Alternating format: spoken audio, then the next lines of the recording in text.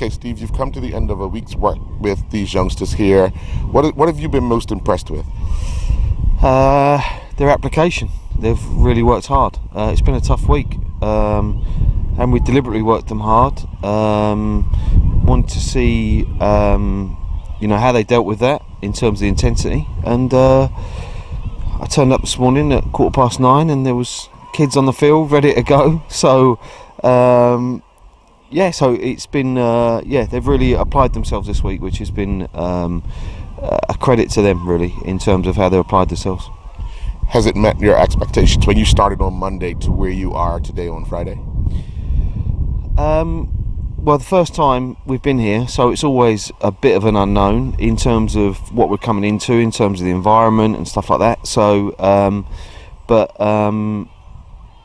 no, I think wherever you go in the world, there's always talent, and there's talent here. So it's about assessing the talent, see where we think they are, and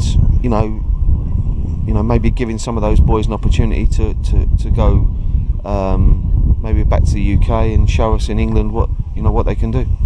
Now you're working with this younger group, and then later in the day you work with the older group. Yeah.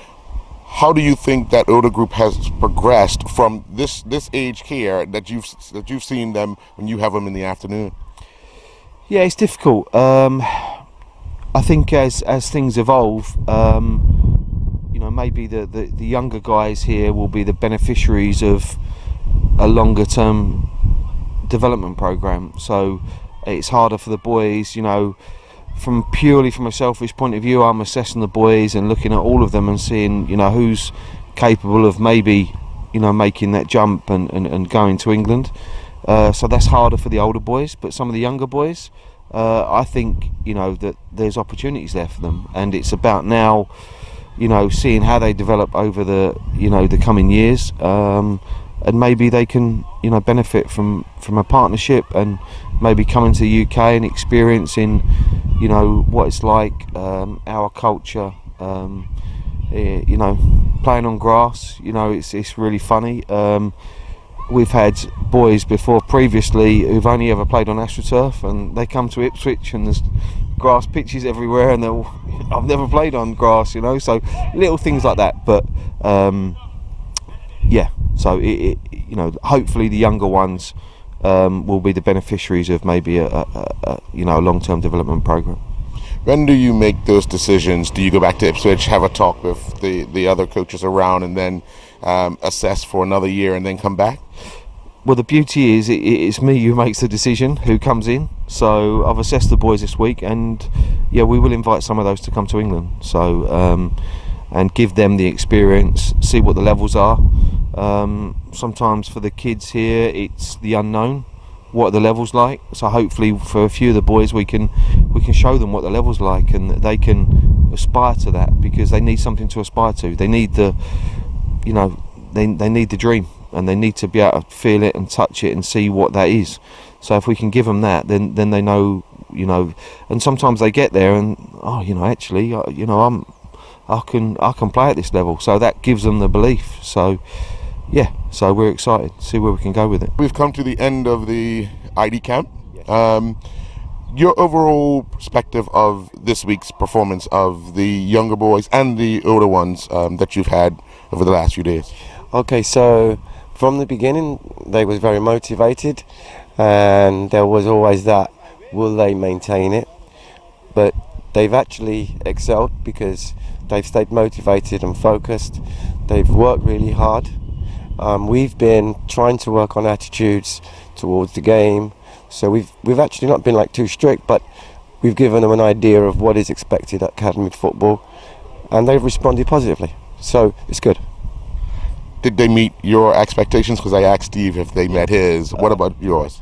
In my opinion, there is some very talented footballers on the island, from the young ones up to the older ones, and I think if they keep applying themselves in the right way, and in conjunction with the local clubs and the BFA work closely with them and help to continue this type of work, there's no reason why the talent can't excel. And more importantly, I think the actual Bermudan national teams, are on the up and could do well.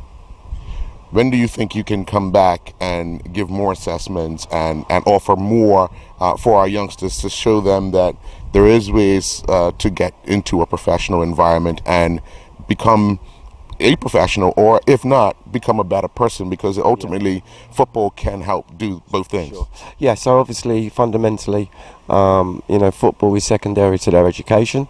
But in terms of coming back, I'm in talks with both Devonshire Colts, Ray Jones, and also the BFA, and I'm hoping to come back pretty soon, because because now we've seen the signs and we've started this. I want to keep reinforcing it and helping it to develop, and I'm quite confident that I can provide any sort of resources in terms of what's needed in terms of specialists, not necessarily from a particular club, and I just want to continue to work. So hopefully what will happen is, after the festive season, we've worked with a lot of local coaches, had workshops, and they've seen quite a bit, and we've got coaches working with us on the field. So hopefully the players will continue, and then hopefully when I come back I can see that it's being maintained, and then I think it's a case of just continuing to develop it. So that's the plan. All right, well, we look forward to you coming back, and thank you very much for giving our youngsters an opportunity. It's been a pleasure, and I've enjoyed my time in Bermuda, and I'm hoping to be back soon, and I wish everybody a festive season. Your thoughts on the week and what you've been expressing with the coaches that have been here working with our youngsters? Yeah, Earl, I think it's been an awesome week. We had 52 participants in the morning sessions, 25 in the evening sessions, and as I shared with the coaches yesterday, was like the youngsters' ability to focus over the 5 days has been very impressive, as the training has been very intense, and 3-hour sessions, whereas normally the kids maybe train 1 hour twice a week. I'm very pleased with their conduct, and actually the coaches are very impressed with what they're seeing this week. The other thing, we have allowed some of the local coaches to participate, and I must admit I was quite impressed. I think at first they was a bit worried, but I think that they demonstrated that they can rub shoulders with overseas coaches, and in fact the overseas coaches were impressed, because they kind of just told them, put together your own session and let's see how the boys react to your session compared to our session, and the boys actually stayed focused and reacted quite well. Yeah. Speaking with Steve a little earlier, he was quite impressed with the youngsters and is looking forward to offering a few an opportunity to see how they can develop over in the UK with a test.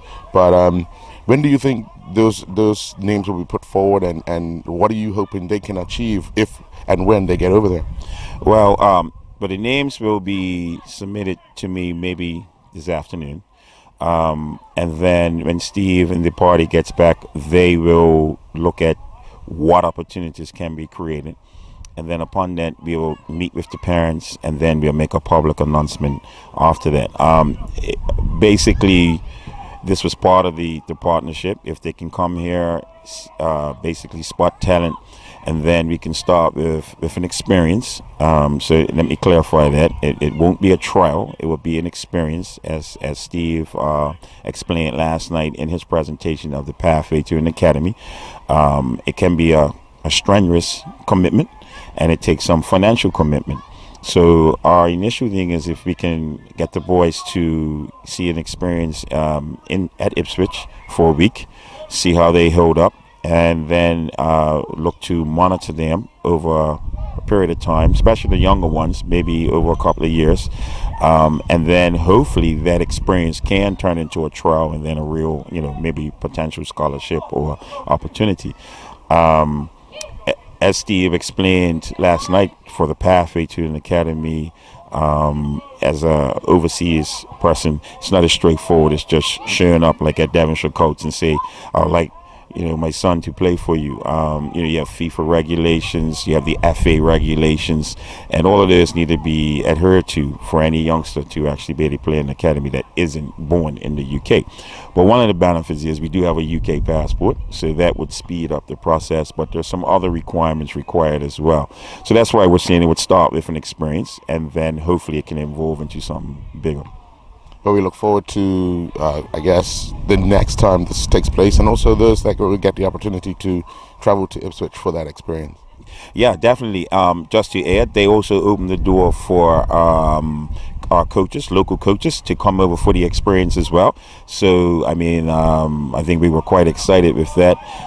And they're looking to be a partner. So, basically, I am pretty sure that this is going to become an annual event of some sorts, as we are in the mix of talking about some other things, possible tours and stuff like that. So I think this partnership can definitely grow. But before we finish, I'd just like to make sure we thank all the people that helped to put it together, which would be the BFCA, the BFA, Devonshire Coats, and Sidekicks. Those were the primary people.